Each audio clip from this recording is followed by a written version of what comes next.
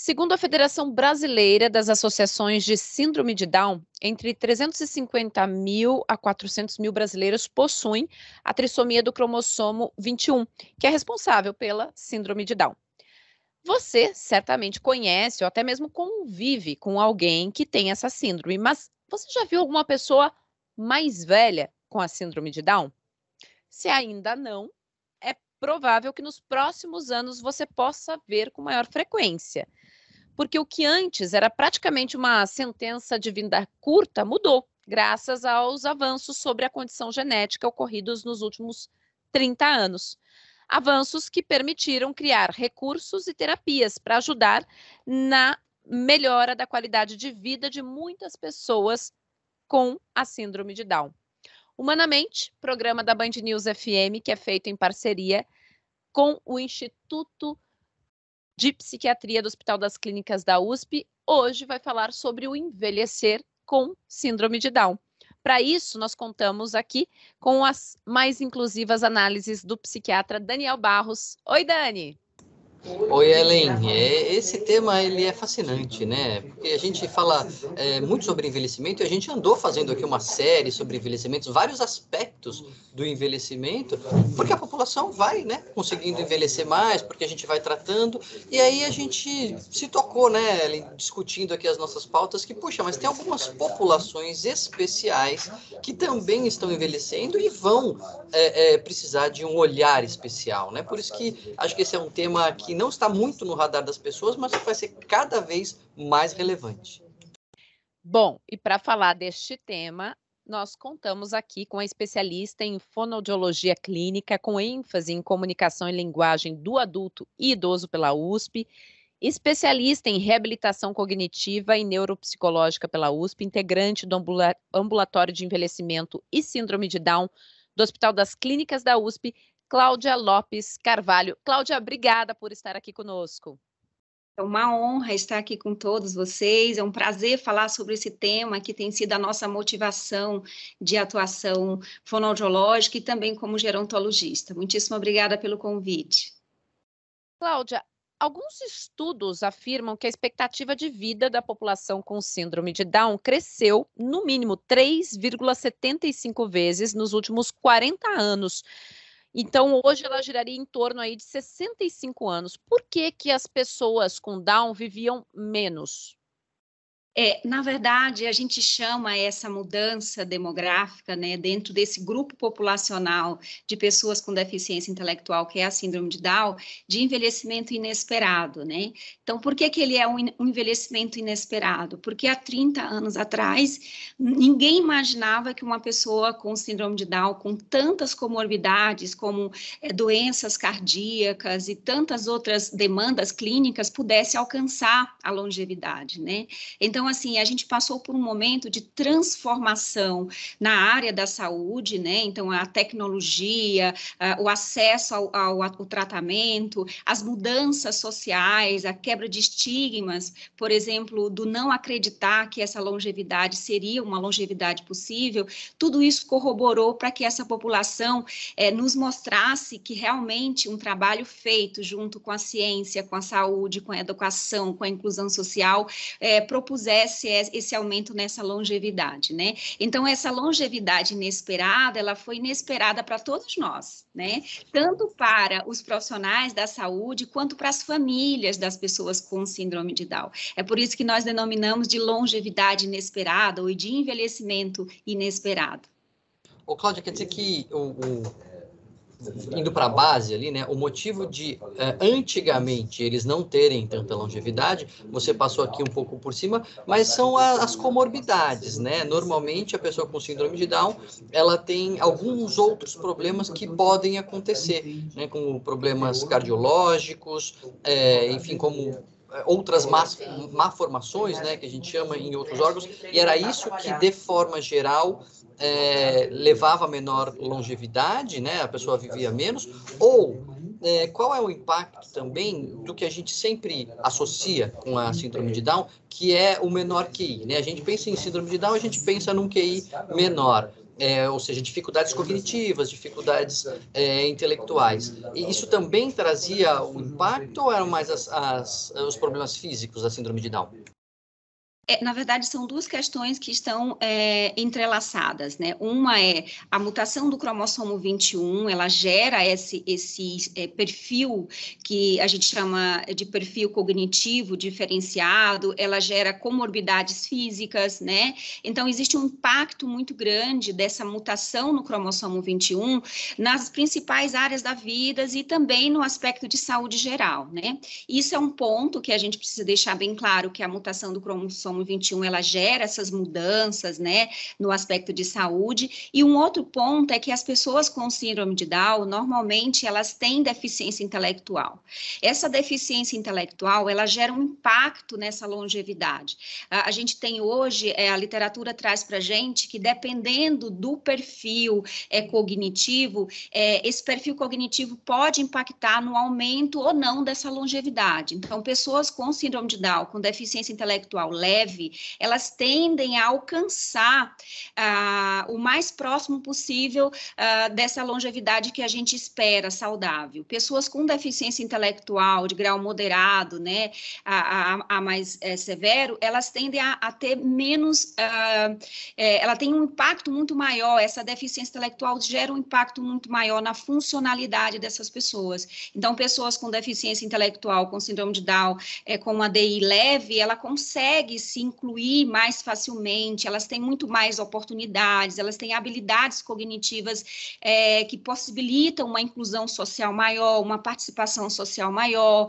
elas buscam interesses, né, de uma forma muito mais clara, enquanto que pessoas com deficiência intelectual moderada, até mais grave, elas têm dificuldade de se fazerem entendidas e essa participação social, a adesão em planos de tratamentos clínicos diminui, né? E isso vai gerando impacto nessa longevidade ao longo dos anos.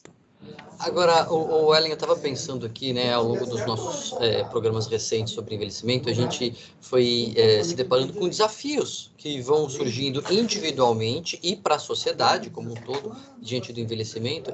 E eu penso aqui, Cláudia, que esse envelhecimento inesperado, né, que aconteceu com os pacientes com síndrome de Down, ele pode ter um paralelo com a nossa sociedade como um todo, sabe? Porque eu sempre lembro, o meu avô hoje teria 100 anos, ele teria, hoje ele faleceu já há uns 10 anos, mas enfim, ele é dessa geração, que eu tenho um pouco a sensação que o envelhecimento deles também foi inesperado. Sabe, a longevidade deles também foi inesperada. Era uma geração do meu avô que estava acostumada a ver, de forma geral, as pessoas morriam ali com 70, né? Passava dos 80 anos. E, de repente, a geração dele começou a envelhecer. E essa surpresa, né, desse envelhecimento inesperado trouxe desafios para uma geração inteira. Então, imagino que, no caso da síndrome de Down, a gente tenha desafios específicos, porque são sobre a síndrome, né, adaptações, enfim, que a gente vai falar ao longo do programa, mas imagino que também tenha desafios gerais, assim, né, desde previdência até adaptação da casa, enfim. Tem isso mesmo, de você ser pego de surpresa, puxa, eu não esperava que meu filho fosse chegar nessa idade, e agora, o que eu faço com essa pessoa com síndrome de Down mais idosa? Com certeza, viu, Daniel? Na verdade, essa preparação, ela falta para todo brasileiro, né? Eu falo que não é porque as pessoas com síndrome de Down estão envelhecendo que a gente tem que achar que eles estão fora da da mudança da pirâmide demográfica. Eles estão ali dentro dessa mudança da pirâmide demográfica, só que eles não estão catalogados ali, incluídos dentro dessa pirâmide, dessa mudança que o Brasil vive, da mudança da pirâmide demográfica. O que acontece é que, assim, uma coisa é você se deparar com o seu avô, por exemplo, que a gente espera que uma pessoa que cuide da sua saúde, que é feliz, viva mais. A gente deseja que isso aconteça, né? Só que essas pessoas, elas não tinham estigma de morte precoce. O que acontece na síndrome de Down é que a gente carregou durante muito tempo, e aí durante o período do diagnóstico de síndrome de Down, quando essa família recebeu a notícia, a gente chama até de primeiro momento da notícia, em que a família recebe a notícia que seu filho tem síndrome de Down, e junto com essa notícia, infelizmente, vinha também uma segunda notícia que era, olha, eu não sei até quando seu filho vai viver. Então, já no momento da notícia, a gente já criava um estigma e não foi nada errado, simplesmente a gente não conhecia essa possibilidade de aumento da longevidade nessa população, nós não tínhamos tecnologia e nem serviços médicos especializados para atender essa demanda, então a família carregava isso, olha, é tanto que eu tenho uma paciente com síndrome de Down, que quando eu comecei a atendê-la há 15 anos atrás, eu tinha muita preocupação com a saúde bucal, com a saúde comunicativa, com a estimulação cognitiva dessa paciente. E aí foi muito difícil a minha intervenção enquanto fonoaudiólogo e gerontologista, porque a família dizia, Cláudia, olha, sinceramente, entre me preocupar com o problema cardíaco que essa minha filha tem, eu não vou tirar um tempo para me preocupar com a comunicação e com outros aspectos da vida dessa pessoa. Então, para a família, era muito difícil entender que seu filho poderia viver 30, 40, 50, 60 anos, como nós temos pacientes hoje com quase 70 anos, que a gente acompanha a longevidade dessa pessoa. Então, houve uma história até de falta de expectativa de vida, que foi acontecendo ao longo da jornada dessas pessoas com síndrome de Down. Então, falar de envelhecimento, de velhice, de expectativa de vida no meio dessa população é algo que cada vez mais a gente precisa trazer para as pautas de discussão em longevidade, né? E trazendo também para a mesa mesmo, do tipo, olha, essa população, ela existe, eu vou encontrar com eles no metrô, né? Enfim, é trazer esse contexto dizendo que a gente precisa também romper com o estigma que a gente foi carregando ao longo de toda a história do envelhecimento da pessoa com síndrome de Down.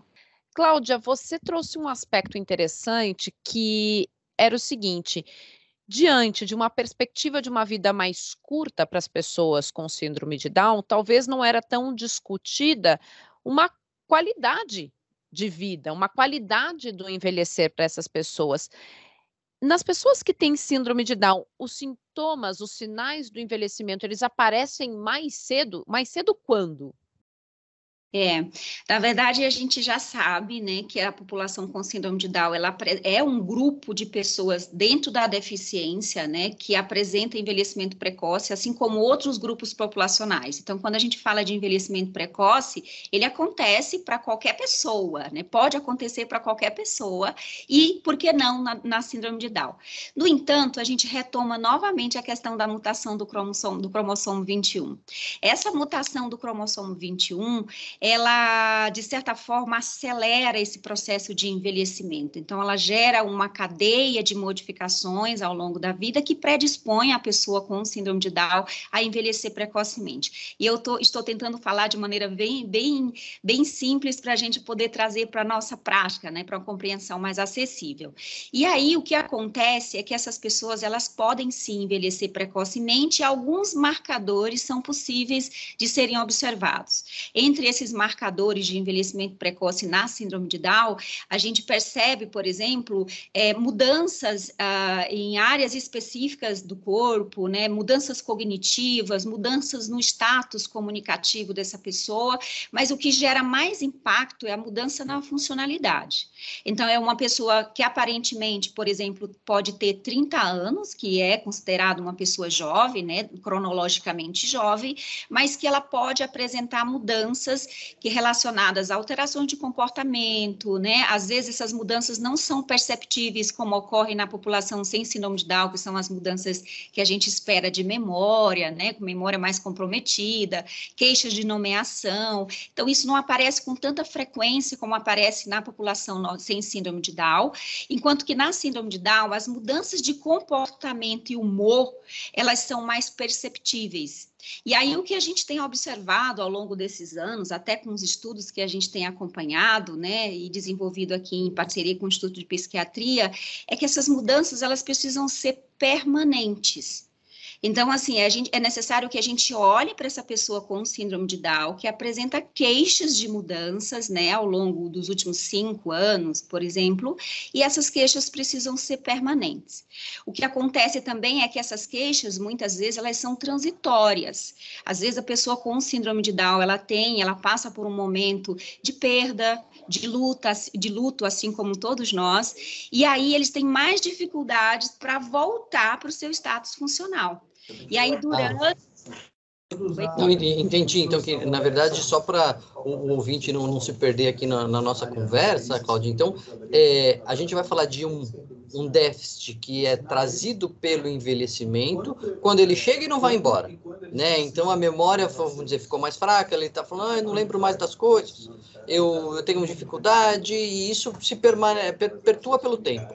Agora, isso pode acontecer de forma transitória, que você falou, diante de um problema. Se volta, a pessoa tem uma dificuldade de memória, mas ela se recupera, aí a gente não vai falar que isso já é do envelhecimento, é isso? A gente não pode dizer que isso é indicativo de declínio funcional associado ao envelhecimento. O que acontece é que também na síndrome de Down, Daniele, a gente tem uma justaposição, né, tanto do processo de envelhecimento com a deficiência intelectual e com as comorbidades. Então, a gente está diante de uma população que precisa de atenção, precisa ser monitorado em relação aos aspectos de saúde, né, principalmente saúde mental, ao longo de toda a vida. A gente está diante de um público que é um público que tem deficiência intelectual, que tem uma mutação no cromossomo 21, isso não vai mudar, é muito importante que a gente fale que a síndrome de Down é uma condição de vida, né? Então, a gente não vai mudar, por mais que a gente possa intervir, promover saúde e inclusão social, essa é a condição de vida da pessoa com T21, né? Então, existe essa justaposição que vai contribuindo para que essas pessoas possam ter mais perdas funcionais ao longo da vida e precocemente, diferente do que acontece com a gente, que não tem síndrome de Down. Agora, Cláudia, você mencionou a questão do... Eu quero retomar aqui de algumas consequências que podem aparecer de forma mais forte para esta população. E aí, me preparando aqui para o programa, eu me deparei com alguns dados que chamaram a atenção. Um deles dizia o seguinte, que um dos problemas que mais acometem essa população é a síndrome do Alzheimer, a questão do Alzheimer, que para quem tem síndrome de Down é uma ocorrência muito maior do que em quem não tem. Isso é frequente? E por quê? Qual é a relação entre Alzheimer e síndrome de Down? É verdade, né? A gente tem tentado desmistificar essa associação direta entre a síndrome de Down e a demência do tipo Alzheimer, né? A gente sabe que a pessoa com síndrome de Down, ela não tem só predisposição para desenvolver Alzheimer, mas ela tem predisposição para desenvolver outros tipos de demência. Só que a gente ainda está estudando agora, inicialmente, a demência do tipo Alzheimer, né? Então, assim, existe muita publicação científica que dá base para a gente dizer que a demência de Alzheimer é mais prevalente nessa população. E é claro que a resposta para essa pergunta, ela está na mutação do cromossomo 21. Então, essa mutação do cromossomo 21 na síndrome de Down, ela predispõe as pessoas com síndrome de Down a desenvolver a demência do tipo Alzheimer precocemente. Então, tudo está conectado, essa predisposição a desenvolver demência está conectada a essa mutação do cromossomo 21, assim como outras alterações de saúde. Agora, imagino que seja difícil, né, Cláudia? Posso estar enganado, pode não ser difícil, mas uma pessoa que já tem uma deficiência intelectual, né, então ela já não adquiriu totalmente as habilidades, né, não desenvolveu completamente as habilidades de raciocínio, de concentração, de memória, o quão difícil é você detectar a perda? Né? Porque uma coisa é a pessoa que não desenvolveu e ela tem lá uma deficiência intelectual pro resto da vida, outra é o adulto que se desenvolveu normalmente e aí começa a ter a perda, então você vê o déficit, mas e quando o déficit acontece em alguém que já tinha o déficit, traz uma dificuldade para o diagnóstico? O diagnóstico diferencial é o nosso maior desafio. Infelizmente, a gente sabe que pessoas com síndrome de Down estão recebendo diagnóstico mesmo de demência por alguns, enfim, isso está acontecendo, isso é bom, né? Isso é muito positivo, mas também nos gera preocupação, porque esse diagnóstico é o maior desafio de uma equipe hoje especializada nessa temática, mas é possível realizar esse diagnóstico diferencial e é por isso que a gente se empenha tanto e tem uma equipe multiprofissional voltada para esse diagnóstico diferencial. O que acontece muito, Daniel, na população sem Down é que a gente tem parâmetros comparativos, por exemplo, quando a gente usa uma escala de avaliação cognitiva ou de avaliação de comunicação e linguagem, por exemplo, a gente tem dados comparativos. Então, eu posso comparar o meu paciente, o score obtido pelo meu paciente, de acordo com aquilo que eu espero de resposta dele, baseado nos instrumentos de avaliação. Na síndrome de Down, esse se torna um dos nossos maiores desafios. Por quê? Porque a gente ainda não tem instrumentos, não tinha, né, até alguns 3 anos, 4 anos atrás, porque agora a gente já tem alguns instrumentos que estão sendo padronizados para avaliação, para mensuração, né, desses aspectos da atenção e tudo que você falou, Daniel. E aos poucos a gente consegue ter ferramentas de avaliação objetiva e a avaliação subjetiva, que nós chamamos de queixa da família, queixa da pessoa com síndrome de Down sobre o declínio, ela se torna de extrema relevância nesse diagnóstico diferencial. Então, a gente retoma um pouquinho daquela nossa primeira conversa, quando a gente falou de como a gente pode diagnosticar, né, esse declínio, essas perdas. As informações que a família traz e esse comparativo ao longo do tempo, né, nessa linha do tempo da pessoa com síndrome de Down, é o que vai possibilitar esse diagnóstico diferencial e precoce. A gente tem falado muito na importância do diagnóstico diferencial precoce. Por quê? A gente tem que correr contra esse envelhecimento precoce. Então, a gente tem que, no mínimo, tentar acompanhar essa curva de declínio. Se você percebeu, por exemplo, que essa pessoa com síndrome de Down apresenta modificações há mais de 1 ano, e mesmo que com intervenção, com ajuste medicamentoso, ela continua mantendo a queixa, é hora de começarmos, então, a fazermos uma investigação mais precisa a respeito dessa possibilidade de declínio funcional, né? Cláudia, um aspecto que me chamou a atenção aqui na nossa conversa é que você fez uma relação aqui sobre o grau de deficiência intelectual e os danos que vão sendo causados ao longo do tempo, né, com o envelhecimento precoce. E aí você falou assim sobre quanto maior esse grau de deficiência intelectual, mais difícil é a inclusão.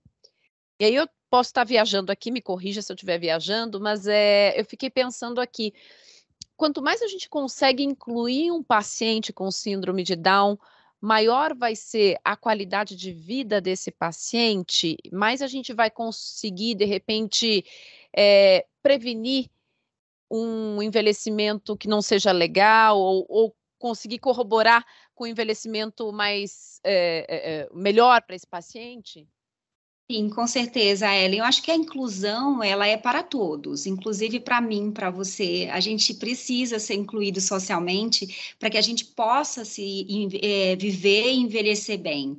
Então, isso se aplica também à população com síndrome de Down. Então, a inclusão se torna algo muito importante. E aí, quando a gente fala que existe um impacto dessa inclusão associado ao grau de deficiência intelectual, é porque a gente sabe que quanto mais limitações, né, o ambiente tem, mais dificuldade eu terei de ser incluída nesse espaço, nesse ambiente. Então, pessoas com DI moderada, grave, elas têm dificuldades, por quê? Porque para que a gente possa ser incluído no mercado de trabalho, nós precisamos minimamente resolver alguns problemas, né? Isso se aplica a todos nós, nos comunicarmos com a equipe. Então, assim, existe uma demanda cognitiva muito grande para que a gente se sinta incluído, né, na sociedade. Então, como a cognição, o perfil cognitivo dessas pessoas, eles estão aquém do que eles precisam para ser incluídos socialmente, nós precisamos, então, ajustar a sociedade a essas necessidades. E esse se torna um dos maiores desafios. Por quê? Porque a gente foi gerado para ser produtivo. Então, para que eu me mantenha no mercado de trabalho como fonoaudiólogo, eu tenho que ser um bom fonoaudiólogo, né? E assim acontece com todas as profissões. E na deficiência intelectual, na síndrome de Down, isso não é diferente. A gente tem dificuldade de lidar com as pessoas que têm limitações, né, que não conseguem fazer aquilo que eu normalmente faço no meu dia a dia. Então, a transformação do ambiente se torna muito importante nesse processo de inclusão. Então, a gente fala muito de inclusão social, na deficiência intelectual, na síndrome de Down, mas isso tem se aplicado muito à população jovem. Pouco nós temos falado dessa importância da inclusão dessas pessoas na vida adulta e na velhice. O que acontece também, Daniel e Ellen, é que na vida adulta, essa população, ela fica atrás da cortina, que eu falo muitas vezes quando a gente fala de inclusão e vida adulta e envelhecimento. Então, assim, a gente inclui as pessoas com síndrome de Down, tem um movimento muito grande de inclusão com essa população na fase adulta, infância, adolescência e início de vida adulta, mas quando eles conseguem alcançar 30 anos, a gente começa a ter dificuldade de incluir essas pessoas, e incluir em espaços de convivência social, incluir instituições que promovem programas de promoção de envelhecimento ativo, inclusão dessas pessoas no mercado de trabalho, porque assim, à medida que eles vão tendo perdas funcionais, essa exclusão, ela se torna cada vez mais real na vida dessas pessoas, né? É por isso que é tão importante a gente falar sobre envelhecimento nessa perspectiva não estigmatizada, de que todo Down vai ter demência, de que a demência está muito associada ao Down. Então, assim, nós temos tantas coisas para fazer pela inclusão do adulto e do idoso com síndrome de Down, que a gente tem que dispensar muita energia ainda em promover tudo isso, mas é de extrema relevância, assim como, né, a inclusão. Eu lembrei de uma série que até já recomendei aqui nas colunas do Humanamente, Cláudia, chama Crescidinhos. É uma série que mostra crianças no Japão, crianças pequenas, de 4, 5, 6 anos, tendo que fazer tarefas na cidade. Assim, eles têm que pegar metrô, ir no mercado com dinheiro e comprar e trazer a compra.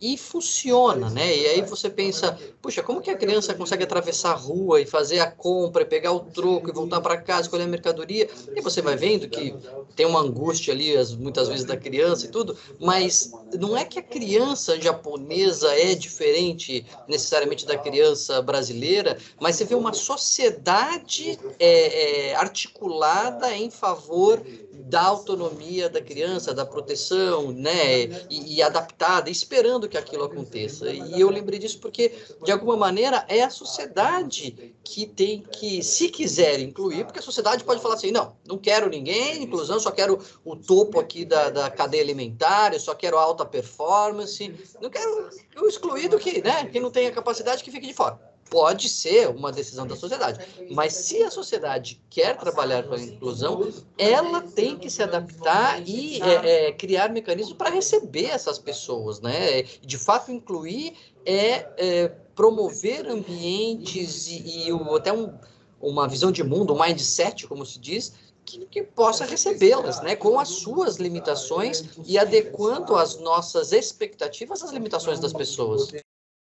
Você sabe, Daniel, que eu particularmente, eu acredito que nós ainda vamos ter um mundo onde as pessoas não precisam mais falar de inclusão para as pessoas com deficiência. Porque a inclusão vai ser algo tão real no nosso dia a dia que eles não vão precisar mais desses rótulos de inclusão. Então, eu acredito que daqui a um tempo a gente vai viver tanto essa inclusão na nossa vida, na minha vida, na sua vida, de maneira que a pessoa com deficiência, ela não vai mais precisar que a gente se lembre que tem que fazer a inclusão, que temos que ser ponte para essas pessoas. Então, assim, essa série que você mencionou agora é uma série que eu sou super apaixonada e é uma série que mostra que o fazer junto, o experimentar, o experienciar, o possibilitar o outro fazer é capaz de gerar aprendizado, né? E eu lembro de um programa que eu montei há uns 3 anos atrás para um grupo de pessoas com deficiência intelectual, adultos e idosos, que era um grupo, assim, bem despretensioso, que eu queria simplesmente de que eles tivessem autonomia comunicativa para fazer solicitações no dia a dia. Tipo, olha, eu quero tomar um café e eu não vou esperar que alguém da minha família peça o meu café. Eu vou chegar para o garçom e eu vou fazer a solicitação do meu café, mesmo com as minhas limitações. E foi um programa super legal que a gente fez e realizou em várias cafeterias aqui em São Paulo, em várias lojas de departamento, e foi surpreendente ver aquelas pessoas com deficiência intelectual, adultas e idosas, se empoderando da capacidade de solicitar informações, de solicitar o seu café, de dizer quanto eu posso pagar por aquele café. Então, eu tive gente que fazia parte desse grupo que nunca tinha ido num shopping center. E aí a gente teve todo um cuidado de preparar o shopping center para receber essa pessoa. Então teve uma preparação antes, durante e após a saída das pessoas com deficiência desses espaços. E foi um dos programas assim que mais me surpreendeu ao longo da minha jornada profissional com essa população. Então fazer junto, ele se aplica a todos nós. Nós não temos deficiência intelectual congênita nem adquirida.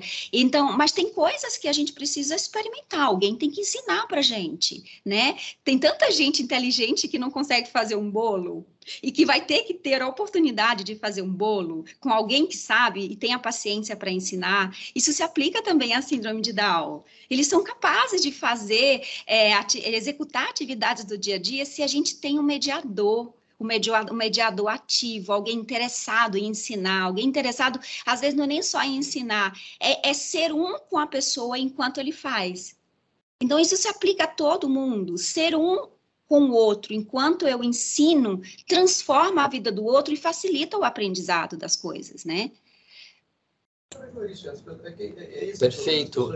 Eu só queria uma última pergunta aqui, Cláudia. Eu não sei se temos a resposta com relação a isso, mas foi uma das coisas que me surpreendeu quando, anos atrás, eu fui fazer um artigo sobre o Dia Mundial da Síndrome de Down. Eu falo de crianças, né? Penso em síndrome de Down, você sempre pensa em crianças. Esse nosso programa aqui que está sendo inovador, pegando carona nas suas pesquisas, mas eu descobri que ter um filho com síndrome de Down, de forma geral, na média, não era mais estressante do que ter um filho sem síndrome de Down. E foi algo que me surpreendeu, de fato, quando você vê a literatura. Lógico que tem casos e casos, mas tem filhos mais estressantes que não têm síndrome de Down, tem filhos com síndrome de Down que vão ser mais estressantes, mas de forma geral, filho com síndrome de Down não é mais estressante, traz mais desgaste para os pais emocionalmente do que o filho sem síndrome de Down. Na outra ponta, a gente tem dados sobre isso, ou pelo menos a sua percepção, assim, lidar com o idoso traz desafios e traz, ser um cuidador de um idoso traz uma sobrecarga emocional. No caso do idoso com síndrome de Down, que acontece um pouco mais novo, né? O paciente com síndrome de Down, ele fica idoso um pouquinho mais novo, um pouquinho antes. Mas é também tão estressante quanto lidar com o idoso? É mais estressante por causa dos desafios específicos ou não? Olha, eu acho que ter um filho é um grande desafio, né? E como você falou tão bem, é um desafio para todas as pessoas, né?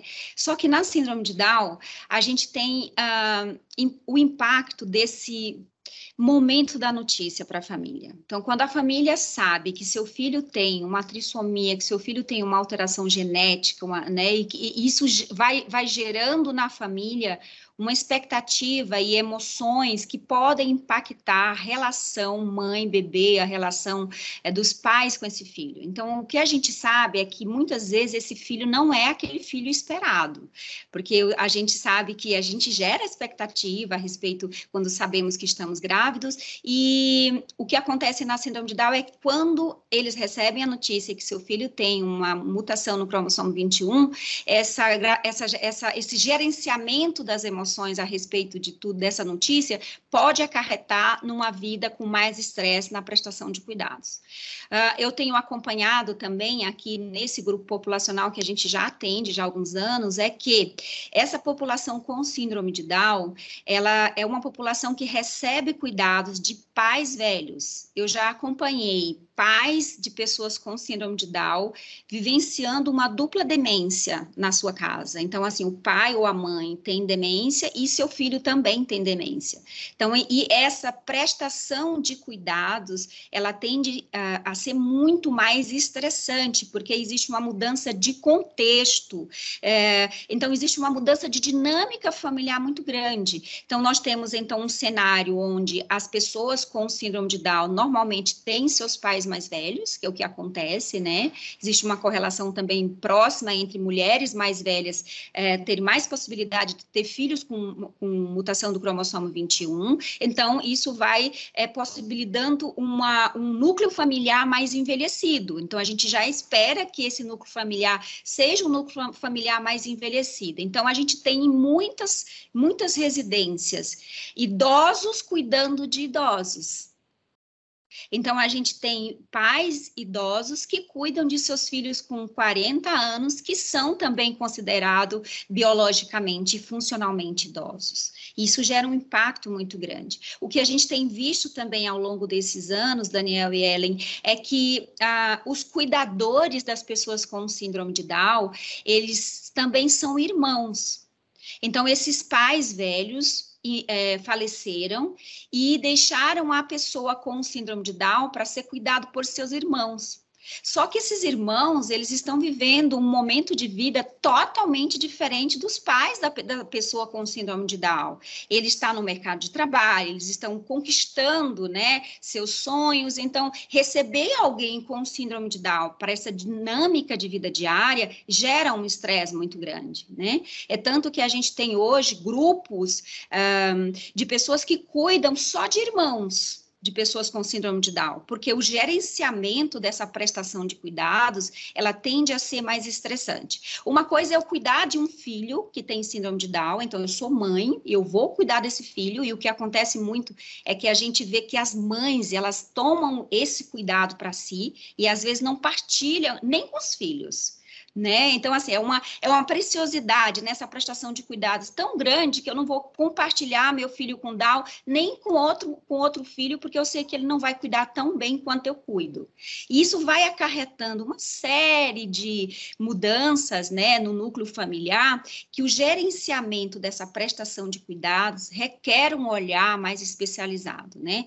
Então, é comum, sim, a gente ver famílias com um índice maior de estresse do cuidador, tanto por parte dos familiares diretamente, pai e mãe, quanto também os irmãos. Os irmãos tendem a ser mais estressados, né, pelo que a gente tem percebido aqui, baseado em alguns instrumentos que a gente tem aplicado. Porque os pais têm um legado de que eu vou cuidar e vou cuidar até a morte, e os irmãos muitas vezes não participaram desse processo de prestação de cuidado, e aí fica difícil inserir a pessoa com síndrome de Down nesse novo contexto familiar. Mais um desafio aí, né, Ellen? Então, a gente já preparar não só a sociedade como um todo, mas o microcosmo ali da família, né, para o dia isso vai envelhecer, enfim, já inserir nos cuidados desde sempre. E para todos nós, como sociedade, né? A gente vem falando de envelhecimento por aqui no Humanamente, a gente está vendo o quanto todos nós estamos sendo desafiados para os nossos envelhecimentos todos por aqui. Cláudia Lopes Carvalho, especialista em fonoaudiologia clínica, com ênfase em comunicação e linguagem do adulto e idoso pela USP, especialista em reabilitação cognitiva e neuropsicológica pela USP, integrante do Ambulatório de Envelhecimento e Síndrome de Down do Hospital das Clínicas da USP. Muito obrigada por todos os esclarecimentos por aqui. Quem agradece sou eu, ao doutor Daniel, a Ellen, foi um prazer enorme e estamos aqui disponíveis para discutir essa temática sempre que for necessário. Daniel, mais uma vez, obrigado por me incluir nessa conversa aqui. Sempre uma conversa inovadora, humanamente lançando tendências aqui, trazendo discussões extremamente relevantes para a sociedade. Valeu, Ellen. Obrigado, Cláudia. Você, ouvinte da Band News FM, quer incluir mais gente nessa conversa, nesse bate-papo, quer discutir mais, faz o seguinte, compartilha, pode ouvir nos nossos tocadores de podcast, qualquer tocador de podcast, pode assistir no canal do YouTube da Band News FM, pode compartilhar com todo mundo, nós estamos por lá e na semana que vem nós temos um novo encontro marcado. Até lá!